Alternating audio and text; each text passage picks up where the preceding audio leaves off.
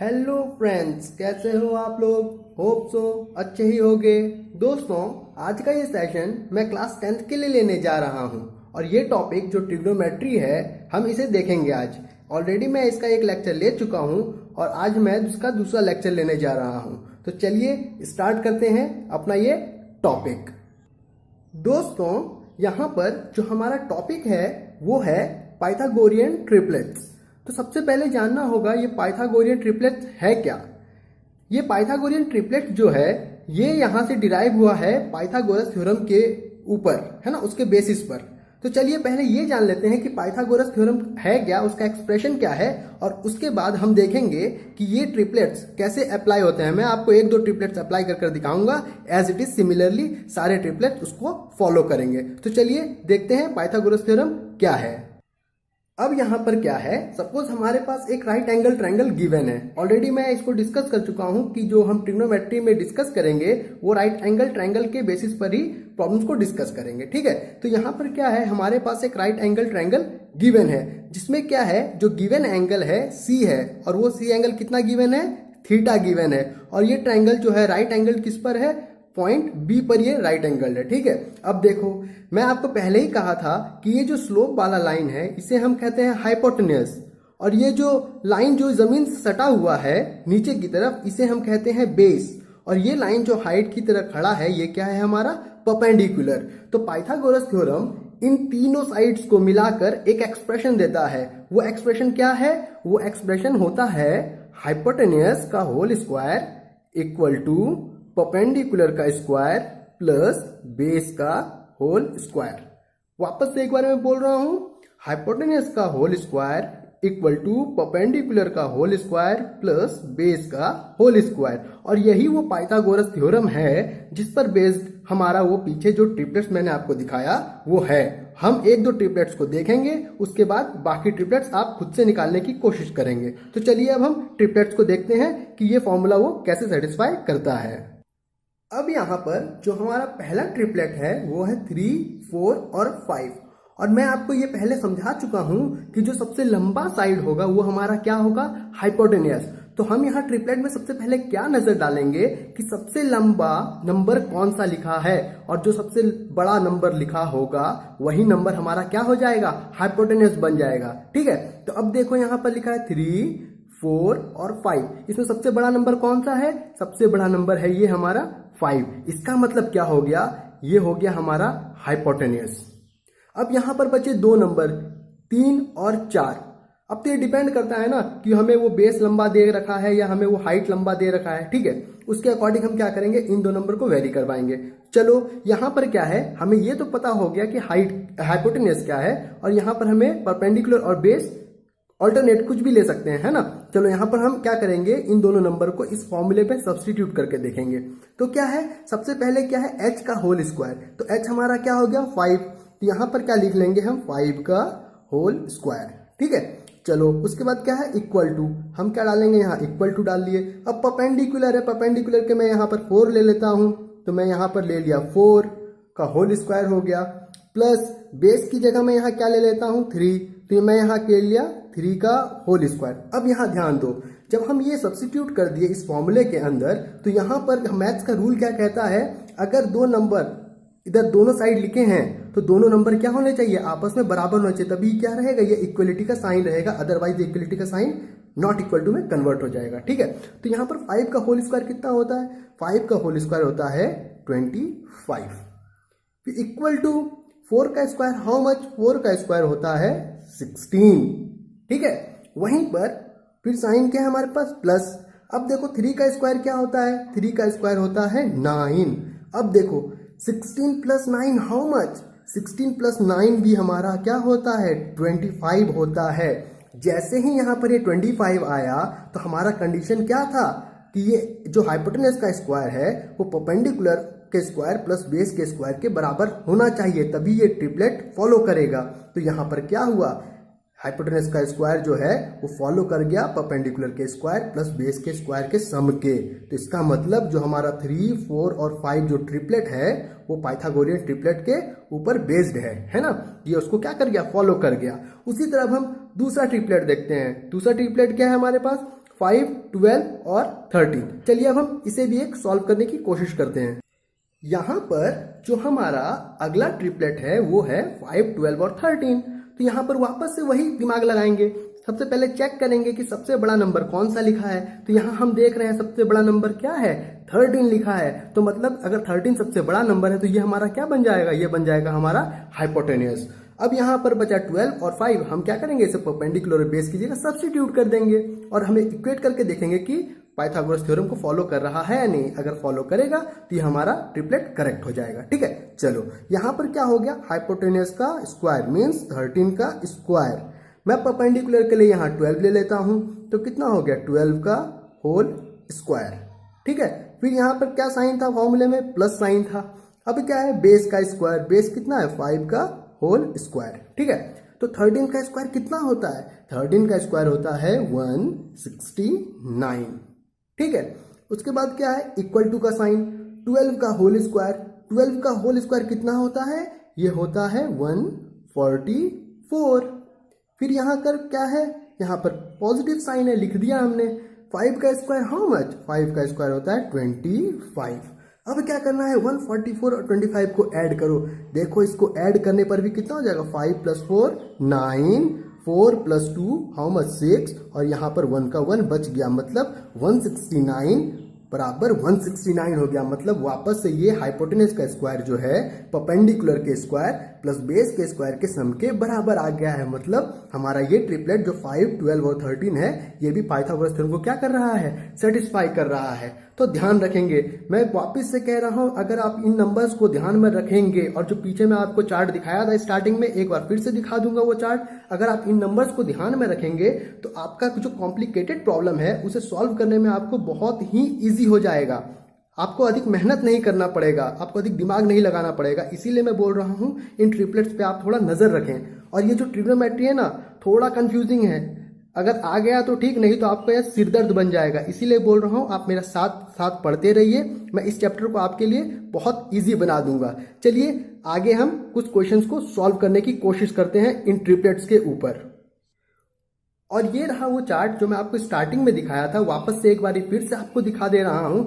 इन सारे जो ट्रिपलेट्स हैं जो एक साथ लिखे हुए हैं, इस तरह से आप उन्हें ध्यान में रख लेना। ठीक है, और सबसे अधिक इंपॉर्टेंट जो मैं कहूं ये है 3, 4, 5, 5, 12, 13, 20, 21, 29, 8, 15, 17, 7, 24, 25, ये सभी जो है ना, आप इसे प्लीज ध्यान में रख लेना। ठीक है, और जो 1 मार्क्स के क्वेश्चन में पूछ सकता है, एक 1 मार्क की क्वेश्चन में, वो है ये वाला a² - b², 2ab और a² + b²। ये तीनों आपस में पाइथागोरियन ट्रिपलेट्स हैं, ये पाइथागोरस थ्योरम को फॉलो करते हैं। आप एक बार निकाल कर देख भी लेना। ठीक है, यहाँ पर हाइपोटेन्यूस ये बन जाएगा a² + b², क्योंकि सबसे बड़ा यही है। ठीक है, चलो आगे हम कुछ क्वेश्चन सॉल्व करते हैं।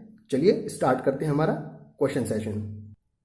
अब हमारा जो पहला क्वेश्चन है वो है इन ट्रायंगल ABC, जो ट्रायंगल ABC है वो राइट एंगल किस पर है, एंगल B पर, है ना। इफ AB = 12 एंड BC = 5, तो हमें निकालने क्या बोल रहा है, find tan of angle A और दूसरा cot ऑफ एंगल C। चलो देखते हैं इस क्वेश्चन को सॉल्व कैसे करना है। सबसे पहले हमें क्या बनाना होगा, एक ट्रायंगल बनाना होगा ABC, जो कि है एक राइट एंगल ट्रायंगल है, और राइट एंगल किस पर है, B पर है। ठीक है, तो हम सबसे पहले क्या करते हैं, एक ट्रायंगल बना लेते हैं, जो कि ये क्या है, हमारा राइट एंगल ट्रायंगल है ना। अब देखो ABC, ऐसा ही नेमिंग क्यों दिया, आप CBA भी लिख सकते थे, ABC भी लिख सकते, लेकिन B यहां से हटेगा नहीं अब, क्योंकि इसने फिक्स कर दिया है कि B जो है राइट एंगल्ड है, तो मतलब B पर ही हमारा 90 डिग्री बनेगा, ये कंफर्म बात है। अब देखो अब क्या दिया हुआ है, AB का लेंथ दिया हुआ है, AB का लेंथ कितना दिया हुआ है 12, तो हम क्या करेंगे, इसे क्या लिख देंगे 12, लिख दिया हमने। अब देखो BC का लेंथ कितना दिया हुआ है, BC का लेंथ दिया हुआ है 5। अगर आपको पाइथागोरियन ट्रिपलेट याद है तो हमने एक ट्रिपलेट क्या पढ़ा था, 5, 12 और यहाँ क्या था हमारे पास ट्रिपलेट में, यहाँ पर था हमारे पास 13। ठीक है, तो अब क्या करेंगे, यहाँ 13 तो था, अब हम क्या करेंगे, इसे निकाल कर भी देखेंगे। चलिए एग्जाम में आप निकालेंगे, ठीक है, वो मैं आपको ट्रिपलेट इसलिए ध्यान में रखने बोल रहा हूँ कि अगर आप जो कैलकुलेशन निकालेंगे वो आपका कंफर्म रहेगा कि नहीं आपने करेक्ट ही निकाला है। ठीक है, आपको उससे काफी हेल्प मिलेगा। 1 मार्क के क्वेश्चंस में आपको वो ट्रिपलेट काफी हेल्प करेगा। ठीक है, चलिए देखते हैं। यहां पर हम पाइथागोरस थ्योरम क्या अप्लाई करेंगे, हाइपोटेन्यूज का स्क्वायर हाउ मच, AC का स्क्वायर इक्वल टू परपेंडिकुलर का स्क्वायर AB का होल स्क्वायर प्लस बेस का होल स्क्वायर प्लस BC का होल स्क्वायर, है ना। तो यहां कितना हो गया, AB का होल स्क्वायर कितना हो गया 12 का स्क्वायर प्लस बेस का कितना स्क्वायर 5 का स्क्वायर कितना हो जाएगा 144 प्लस 25। यहां पर AC का होल स्क्वायर था, यहां पर AC का होल स्क्वायर था। अब देखो यहां पर AC का होल स्क्वायर था, ये स्क्वायर जब इधर आएगा तो ये किसमें कन्वर्ट हो जाएगा, स्क्वायर रूट में, है ना। ये तो हमें बचपन से ही पता है, बेसिक है ये हमारा। ठीक है, ये बेसिक्स तो हमें पता ही होंगे। चलो यहां पर कितना हो गया 144 प्लस 25 कितना हो गया 169, और 169 का अंडर रूट कितना होता है, 169 का अंडर रूट होता है 13। ठीक है, कितना हो गया 13 AC का वैल्यू। अब कोई ये बोलेगा यहाँ अंडर रूट लगा है, यहाँ पे प्लस माइनस 13 होना चाहिए था। ठीक है, हमने अंडर रूट लगाया, यहाँ पर प्लस माइनस 13 हो सकता था, लेकिन कभी भी लेंथ हमारा नेगेटिव हो सकता है क्या, नहीं हो सकता हमारा लेंथ नेगेटिव। इसीलिए हम उस नेगेटिव को क्या करते हैं, डिस्कार्ड कर देते हैं, नेग्लेक्ट कर देते हैं, और जो हमारा पॉजिटिव वैल्यू होता है हम सिर्फ उसे ही कंसीडर करते हैं। ठीक है, तो हमारा AC कितना आ गया 13 आ गया। होप सो आपको इतना समझ में आ गया होगा आगे की कैलकुलेशन को। चलिए अब देखते हैं। अब देखिए, अब हमारा सारा साइड निकल चुका है। जब हमारे पास सारा साइड निकल चुका है, मैंने आपको स्टार्टिंग में बताया था ट्रिग्नोमेट्री में हम करेंगे क्या, साइड और एंगल के रिलेशन को देखते हुए हम दोनों को निकाल सकते हैं, या तो कभी साइड को निकाल लेंगे या तो कभी एंगल को निकाल लेंगे। ठीक है, चलो उसी के बेसिस पे हम सारे ट्रिग्नोमेट्रिक रेशियोज को क्या करते हैं, डिफाइन करते हैं। तो यहां पर हमारा साइड का काम तो हो गया। अब जो सारा गेम बचा है, वो सारा गेम बचा है हमारे पास एंगल का। तो पहला क्वेश्चन क्या है, पहले क्वेश्चन में निकालना है हमें tan A। क्या निकालना है, tan A। मतलब इस केस में जो हमारे पास एंगल गिवन है, वो एंगल गिवन है एंगल A, ये वाला एंगल हमें गिवन है। तो मैंने आपको स्टार्टिंग वाले क्लास में ही बताया था, जो ये एंगल होता है वो हाइपोटेन्यूज और बेस के साथ मिलकर ही बनता है, एंगल बेस से ही स्टार्ट होता है। ठीक है, तो यहां पर जब ये एंगल बनेगा तो हमें पता है हाइपोटेन्यूज तो ये है, तो इस एंगल के लिए बेस कौन सा साइड हो जाएगा, बेस ये वाला साइड हो जाएगा। ठीक है, बेस क्या हो गया, ये 12 हो गया एंगल A के लिए, और हाइपोटेन्यूज 13 हो गया। और इसी एंगल के लिए, इस एंगल A के लिए जो परपेंडिकुलर होगा, इसके जस्ट ऑपोजिट वाला साइड होगा, मतलब ये जो BC होगा इस एंगल A के लिए क्या बन जाएगा, हमारा परपेंडिकुलर बन जाएगा, है ना। जो बेस और परपेंडिकुलर है, ये हमें एंगल के कंडीशन पर डिपेंड करके पता लगेगा कि कौन से एंगल के लिए कौन सा बेस है, कौन सा परपेंडिकुलर है। लेकिन हाइपोटेन्यूज तो हमेशा फिक्स्ड ही रहेगा, क्योंकि वो सबसे लंबा साइड है। चलिए आगे हम क्या निकालना है, tan A निकालना है। तो हमें पता है नॉर्मली, आप नॉर्मली देखो, अगर मैं सपोज बोलूं कि tan थीटा का फॉर्मूला क्या होता है, tan थीटा का नॉर्मल रिलेशन क्या होता है, tan थीटा का जो नॉर्मल रिलेशन होता है वो होता है परपेंडिकुलर बाय बेस का रिलेशन। क्या होता है, परपेंडिकुलर बाय बेस का रिलेशन। इस थीटा की जगह यहां पर किससे रिप्लेस कर रहा है, एंगल A से। चलो ठीक है, तो एंगल A से रिप्लेस कर देते हैं थीटा को, थीटा की जगह हम एंगल A ले आए।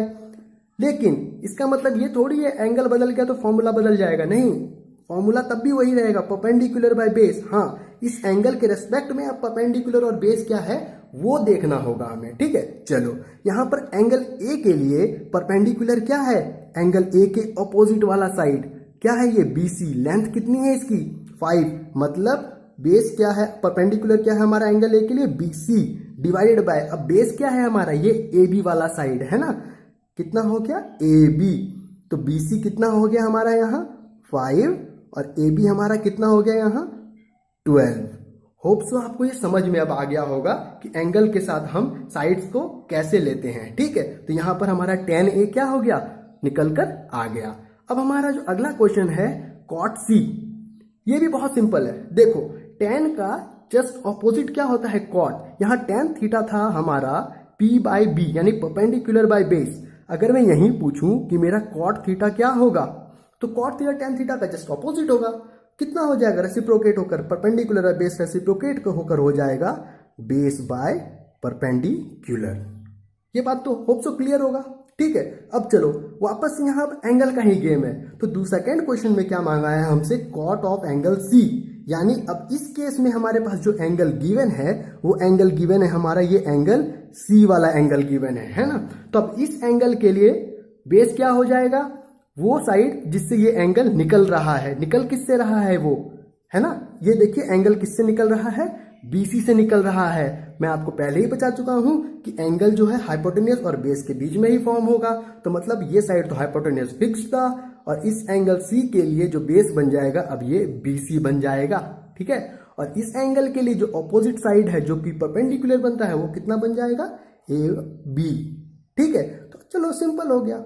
हमारे पास कॉट ऑफ एंगल C कितना होता है, बेस बाय परपेंडिकुलर। तो इस एंगल के लिए, एंगल C के लिए बेस क्या था हमारा, साइड BC, है ना, कितना था, साइड BC। ठीक है, अब परपेंडिकुलर किस क्या है इस एंगल C के लिए, इस एंगल C के लिए जो परपेंडिकुलर साइड है जस्ट ऑपोजिट साइड AB, कितना हो गया, AB, यानी BC का लेंथ कितना 5 हो गया और AB का लेंथ कितना 12 हो गया, है ना। ये तो इत्तेफाक हो गया कि tan A भी 5/12 आ गया और cot C भी 5/12 आ गया, जबकि एंगल दोनों का सेम नहीं है ना, हो जाता है कभी कभी। लेकिन होप सो आपको ये समझ में आ गया होगा कि एंगल के साथ हमें साइड को सेलेक्ट कैसे करना है। ठीक है, चलिए अब हम दूसरा क्वेश्चन देखते हैं। अब हमारे पास जो हमारा अगला क्वेश्चन है वो क्या गिवन है, उसमें दिया हुआ है इफ cosec A, cosec किसका रेसिप्रोकल था। स्टार्टिंग से ही दिमाग लगाते जाइए, जैसे क्वेश्चन पढ़िए अपने आप को लेकर जाइए उस फॉर्मूले के पास, है ना, कि सोचिए कि आखिर ये गिवन है तो उससे रिलेटेड जितनी भी बातें हैं आपके ध्यान में तभी आ जानी चाहिए। ठीक है, तो यहाँ पर जैसे ही मैं देख रहा हूँ cosec A, तो ये cosec किसका रेसिप्रोकल है, सबसे पहले दिमाग में आ जाना चाहिए कि ये cosec जो है साइन का रेसिप्रोकल है ना। cosec किसका रेसिप्रोकल है, साइन का रेसिप्रोकल है। ठीक है, ये कितना गिवन है, √10। उसके बाद हमें निकालने क्या बोला है, cos A, tan A, cot A, sec A, sin A।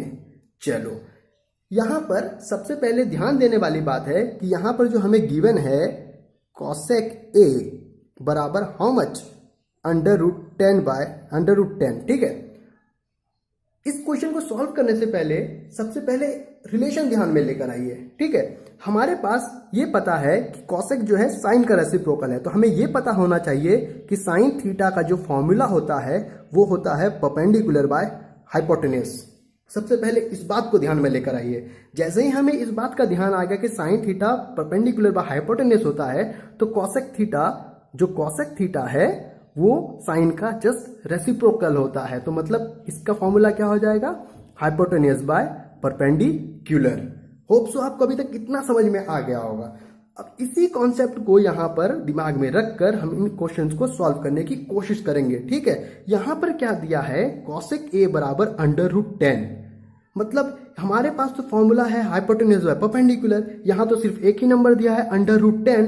अच्छा, अगर हमारे पास कोई नंबर नॉर्मली दिया हुआ है, सपोज हमारे पास यहाँ 2 दे दिया है, 4 दे दिया है, फर्क नहीं पड़ता, तो इसका मतलब क्या है, ये खाली 2 ही लिखा है क्या, नहीं, इसके नीचे 1 होता है डेनोमिनेटर में। क्योंकि ये 1 होता है, इस 1 का वैल्यू खत्म हो जाता है ना। हम 1 को काउंट नहीं करते हैं, यूनिट में वैल्यू काउंट कर लेते हैं, तो पर यूनिट कितना है, 2 वैल्यू दिया हुआ है ना। तो उसी तरह यहाँ पर √10 दिया हुआ है, इसका मतलब ये नहीं कि ये खाली √10 ही लिखा हुआ है, हम इसे क्या कर सकते हैं, 1 से डिवाइड कर सकते हैं, फर्क ही नहीं पड़ेगा। 1 से डिवाइड करेंगे इतने टाइम से कट जाएगा, 1 लिखेंगे तो 1 से डिवाइड करेंगे तो इतने टाइम से कट जाएगा, तो मतलब नंबर उतना का उतना ही रह जाएगा अगर हम इस 1 से डिवाइड कर लेते हैं तो। ठीक है, तो जैसे ही हम यहाँ पर √10/1 कर लेते हैं, तो यहाँ पर अब हमारा काम बहुत इजी हो गया। इजी क्यों हो गया हमारा काम, क्योंकि हमें पता था cosec theta hypotenuse by perpendicular होता है। तो यहाँ पर cosec A जो है यहाँ पर this आ गया, इसका मतलब ये जो ऊपर वाला नंबर हो गया हमारा क्या हो गया, हाइपोटेन्यूज हो गया, और नीचे वाला नंबर क्या हो गया, परपेंडिकुलर हो गया, क्योंकि cosec थीटा यानी cosec angle A hypotenuse by perpendicular का ही रेशियो होगा। और यहाँ पर जो रेशियो गिवन है इसका मतलब निश्चित है कि ऊपर वाला नंबर हाइपोटेन्यूज होगा और नीचे वाला नंबर परपेंडिकुलर होगा, और ये जो रेशियो बनेगा ये हाइपोटेन्यूज बाय परपेंडिकुलर का ही रेशियो हो जाएगा। अब यहाँ से सब कुछ इजी हो गया, सब कुछ क्लियर हो गया, और हमें पता है कि ट्रिग्नोमेट्री में हम जिस ट्रायंगल को डील करते हैं वो ट्रायंगल एक राइट एंगल ट्रायंगल होता है। तो चलिए अब हम उस ट्रायंगल को बनाकर इस सारे जो भी ट्रिग्नोमेट्रिक रेशियोज यहाँ गिवन है इन सभी को सॉल्व कर लेते हैं। अब देखिए यहाँ पर हमारे पास एक राइट एंगल ट्रायंगल है, जिसमें से यहाँ पर हमारा जो गिवन एंगल है कितना है, एंगल ए, मतलब एंगल ए यानी पॉइंट ए पर जो एंगल बनेगा वही हमारा क्या हो जाएगा, एंगल ए। यानी अब हमारा ये एंगल गिवन है, इसके रेस्पेक्ट में ही सारे ट्रिग्नोमेट्रिक रेशियोज को हमें क्या करना है, कैलकुलेट करना है। अब यहाँ पर कोई सोचेगा ये यहाँ पर बी पर ही 90 डिग्री क्यों ले लिया, सी पर क्यों नहीं लिया, है ना। तो आप ध्यान दीजिए यहाँ पर नेमिंग कुछ भी हो सकता है, कोई फर्क नहीं पड़ता है। सी के जगह डी लिख दीजिए, बी के जगह ई लिख दीजिए, फर्क नहीं पड़ता है। लेकिन यहाँ पर एक चीज फिक्स रहेगा, वो है ये पॉइंट ए, क्योंकि इस पॉइंट ए पर जो एंगल है वो एंगल ए गिवन है, यहाँ पर ये गिवन है। ठीक है, इसको छोड़कर, इस एरिया को छोड़कर आप इन दोनों को कुछ भी लिख दीजिए, फर्क नहीं पड़ता है। ठीक है, तो चलिए अब आगे सॉल्व करने की कोशिश करते हैं। तो हमारे पास कॉसेक का वैल्यू कितना दिया था, हाइपोटेन्यूज बाय परपेंडिकुलर। ठीक है, तो अब देखिए हाइपोटेन्यूज कितना हो गया इस केस के लिए, सबसे लंबा साइड क्या हमारे पास हो गया, √10। ठीक है, दूसरा नीचे क्या है, परपेंडिकुलर की वैल्यू कितनी है, 1। तो हमारा तो इस एंगल के लिए ऑपोजिट साइड क्या है, ये है। तो ये साइड क्या हो जाएगा, इस एंगल के लिए परपेंडिकुलर, और ये साइड क्या हो जाएगा, बेस, और ये तो सबसे लंबा साइड है, तो ये हाइपोटेन्यूज गिवन ही है। चलो ठीक है, तो हमारा परपेंडिकुलर कितना हो गया, 1 हो गया। ठीक है, अब हमारे पास कौन सा साइड नहीं है, साइड हमारे पास ए बी नहीं है। ठीक है, निकाल लेंगे, हमें तो पता है ना पाइथागोरस थ्योरम, इन तीनों साइड का जो रिलेशन है वो पाइथागोरस थ्योरम देता है। तो पाइथागोरस थ्योरम क्या कहता है, हाइपोटेन्यूज का whole square equal to perpendicular का होल स्क्वायर प्लस बेस का होल स्क्वायर। तो हाइपोटेन्यूज कितना दिया हुआ है, √10 का whole square equal to perpendicular का होल स्क्वायर, मतलब 1 का होल स्क्वायर प्लस बेस का होल स्क्वायर। ठीक है, तो जैसे ही यहां पर हम वैल्यू कैलकुलेट करेंगे तो √10 यानी √10, अब ध्यान से देखना, यहाँ पर एक √x लिखा है, यहाँ पर √x लिखा है। जब दो रूट के नंबर आपस में मल्टीप्लाई होते हैं तो वो एक नॉर्मल नंबर में कन्वर्ट हो जाते हैं। क्यों हो जाते हैं, क्योंकि इस रूट का जो वैल्यू होता है पावर पे 1/2 होता है, ये वैल्यू भी पावर पे 1/2 होगा। जब बेस सेम तो पावर ऐड, यानी half plus half, how much, 1, यानी x के ऊपर पावर कितना हो जाएगा, 1 हो जाएगा। तो ये कॉन्सेप्ट यहां से आ रहा है। ठीक है, तो उसी तरह √10 दो बार मल्टीप्लाई होगा, जैसे √x दो बार मल्टीप्लाई होकर x बन गया, उसी तरह √10 दो बार मल्टीप्लाई होकर क्या बन जाएगा, 10 बन जाएगा। ठीक है, यहां पर 1 का स्क्वायर कितना, 1 प्लस बेस का होल स्क्वायर। अब इसको निकालना है तो इसे हमें इस तरफ भेजना होगा। जब इस तरफ भेजेंगे तो 1 यहाँ पे पॉजिटिव है, इस तरफ आके नेगेटिव हो जाएगा। तो कितना हो जाएगा, बेस का whole square equal to 10 minus 1, how much, 9। तो यहां पर अब बेस का स्क्वायर इक्वल टू 9 है, तो जैसे ही बेस का निकालेंगे वैल्यू तो ये स्क्वायर उधर जाके अंडर रूट बन जाएगा, ये हो जाएगा √9, और इस √9 का वैल्यू कितना हो गया, 3 हो गया। वापस से प्लस माइनस 3 दोनों हो सकता है वैल्यू, लेकिन साइड हमारा कभी भी नेगेटिव नहीं हो सकता, इसीलिए हम क्या करेंगे, इसके पॉजिटिव वैल्यू को ही कंसीडर करेंगे। चलिए, अब यहां पर हमारा सब कुछ निकल गया, यहां पर अब कुछ करना ही नहीं है, सिर्फ मुंह से आंसर लिखा जाएगा इसका। ठीक है, अब देखिए यहां पर कॉस का रिलेशन क्या होता है, कॉस का रिलेशन होता है बेस बाय हाइपोटेन्यूज। तो मतलब बेस कितना है, 3, हाइपोटेन्यूज कितना है, √10, तो इसका वैल्यू कितना हो जाएगा, 3/√10। ठीक है, उसी तरह tan ऑफ एंगल ए का रिलेशन क्या होता है, परपेंडिकुलर बाय बेस, परपेंडिकुलर कितना, 1, बेस कितना, 3, तो इसका रेशियो कितना हो गया, 1/3। ठीक है, उसी तरह ध्यान दीजिएगा यहां पर लिखा है कॉट ए का रिलेशन क्या होता है, tan a का जस्ट उल्टा, tan a तो हमने निकाल ही लिया, तो tan a का जस्ट उल्टा कितना हो गया यहाँ पर, 3/1, या तो 3/1 लिख लो या 3 लिख लो, फर्क ही नहीं पड़ता, यहाँ देखना भी नहीं पड़ा, tan a का जस्ट रेसिप्रोकल है। ठीक है, यहाँ पर लिखा है sec a, वापस इस ट्रायंगल पर मत चले जाना sec a निकालने के लिए, ऑलरेडी हमने cos a निकाल लिया है, cos a का रेसिप्रोकल होता है sec a, तो इसका जस्ट रेसिप्रोकेट कर लेंगे तो कितना हो जाएगा, √10/3। ठीक है, और यहां पर लिखा है sin a, ये तो बिना कुछ निकाले ही सॉल्व कर सकते थे इस क्वेश्चन को देखकर ही, क्योंकि साइन का जस्ट रेसिप्रोकल होता है कितना, cosec a कितना गिवन था, √10, तो sin a कितना हो जाएगा, √10 का रेसिप्रोकल, यानी √10 के नीचे कुछ नहीं था तो कितना था, 1 था, यानी इसको पलट देंगे तो ये कितना हो जाएगा, 1/√10।